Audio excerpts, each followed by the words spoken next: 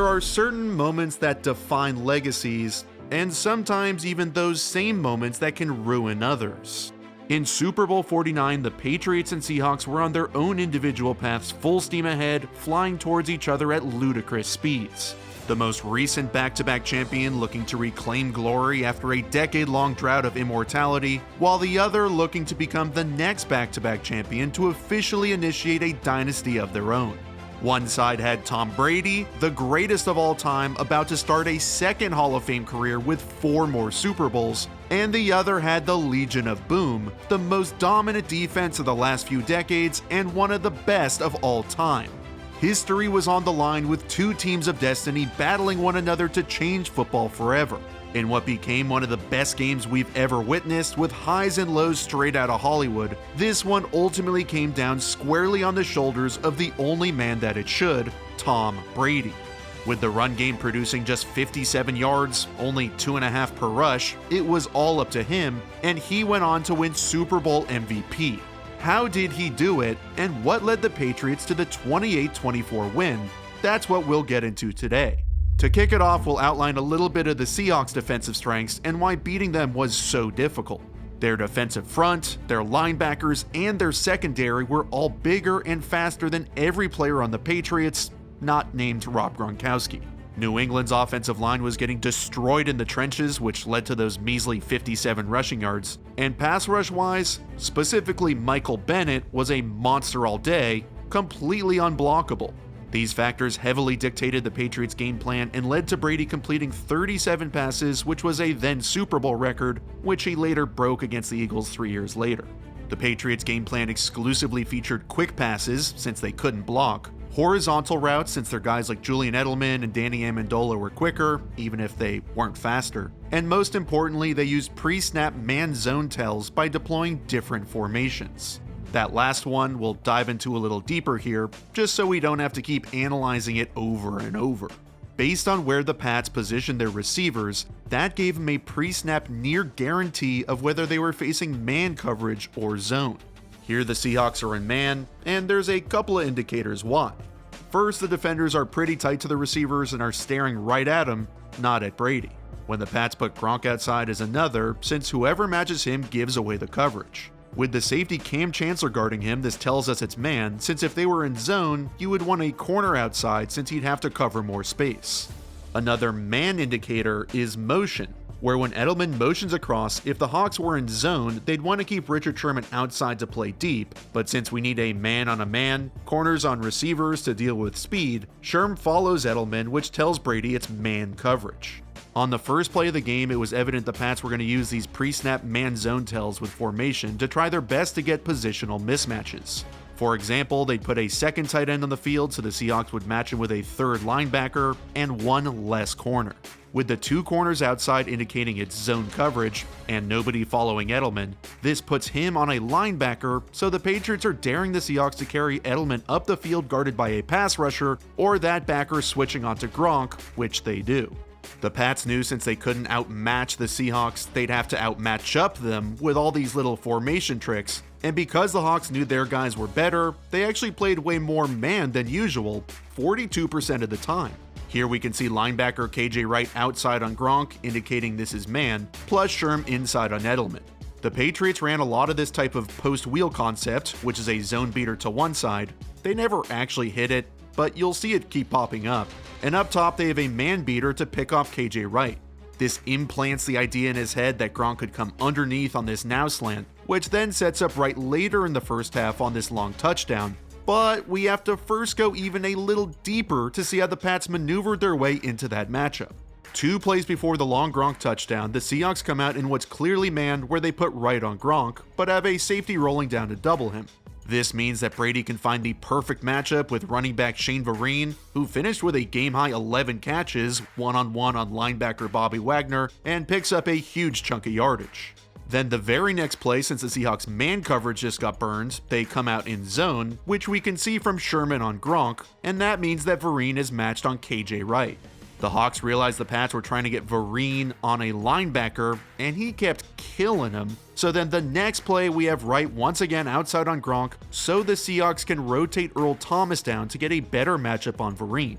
Sherm is inside on Edelman, and Wright is once again in this very stiff, inside leverage position, which tells Brady without a doubt this is man coverage one-on-one. Wright is positioned like this to make sure Gronk doesn't beat him inside since he doesn't have any help there, and so he can use the sideline as his friend so he can try to push Gronk that way, but I mean, come on, this is prime Gronk. As the Seahawks paid more attention to him, the Patriots were able to replace zones, which means that Gronk or somebody else would clear out a zone and take coverage with them. Then another receiver like Edelman would fill that empty void, usually with a linebacker on him and not a corner. As the game rolled into the middle of the third quarter with the Seahawks up 17-14, that's when adversity really started to hit. With the Patriots running the same double swirl concept Kyle Shanahan has called probably 86% of the 49ers' third and longs over the last several years, Brady tries to squeeze in the basic route to Gronk that gets picked off by Wagner. You can tell from the end zone angle Wagner knew exactly what was coming and kind of baited Brady into making this throw. You can see him shifting to his right slowly, but plants and pivots back way too quickly to not be anticipating this was coming. That INT would be the play that sets up what Tom Brady is all about. It's not just the constant production and yardage, but the absolute raw tenacity and balls it takes to come back later and hit on almost the exact same play. Of the 29 teams that have ever been losing by 10 or more in the second half of the Super Bowl, 0 had ever won, and the Seahawks led the league in points allowed, yards allowed, and passing yards allowed. But this is Tom Brady. Nearing the middle of the fourth quarter, down 10 on 3rd and 14, he went right at Wagner with essentially the same play and ripped up the Seahawks. With Wag sitting right in the middle of the defense in his middle hook zone, the Patriots are basically running a clear out route with Gronk and then 2 in routes with Amendola and Edelman. With Earl Thomas coming down to take Gronk's vertical, Wagner is freed up to zone off towards the double in pattern. Brady has to buy time in the pocket since it's 3rd and a million and rifles the ball into Edelman, who picks up a little extra.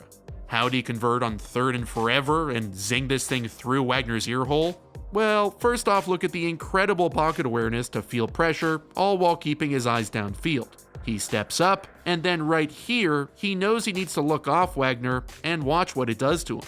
3rd and 14 conversions are the stuff of legends, but the Patriots weren't done yet. If you remember back to one of the first plays where they knew on the seam curl pattern the backer would contact the seam, then fly over to the curl, since they knew that would happen, they replaced Edelman into his zone, which of course included some more Brady pocket maneuvering. And then after a quick strike to Amendola to pull within 3, the GOAT began his final drive to take the lead with 6:52 left. Again, they used Gronk outside to get a zone tell with Sherman matching him and put KJ Wright in a bind, where he has to either double Gronk by buzzing underneath his route or sits inside for Vereen's replacement route. Of course, Brady found Vereen on the checkdown, and when the Hawks went back to man coverage and had KJ Wright on Gronk outside again, it was really wild watching KJ basically crap his pants with his huge cushion, gifting Gronk the easy money on the curl. The go-ahead touchdown was actually the same exact call they had just missed on the drive before, where they isolated Edelman down at the bottom by putting all 3 receivers up top and creating a ton of room. This is man coverage, so I'm not sure why the Seahawks didn't have Sherm on him. It's instead Jeremy Lane's injury replacement Tharold Simon, but Brady just misses.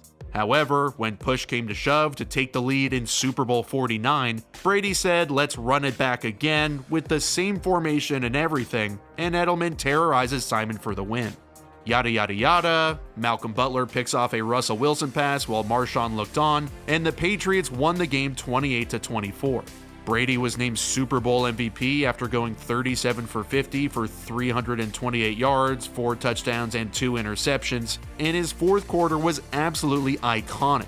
13 of 15 for 124 yards and 2 touchdowns against a cornerback group that had just held Cam Newton and Aaron Rodgers to a combined measly 303 yards. In typical New England fashion, they weren't necessarily the most dominant, most talented team, but used scheme, team versatility, and of course some of that Brady magic to overtake a frankly better Seattle team. Tom didn't defeat the Legion of Boom by bombing the ball deep or firing into tight windows, but by playing each and every play correctly, in rhythm, and on time, which he's done for more than 20 years. This win gave him and the Pats their first Super Bowl in a decade, which would then kick off a run of 2 more championships and even a 3rd appearance, while the loss for the Legion of Boom essentially destroyed him and crumbled the entire franchise. There are these brief moments that define teams, organizations, cities, and players that have future repercussions that carry long into the future. Tom Brady, the greatest of all time, had to play damn near perfect to defeat the Beast, and in the end, he did.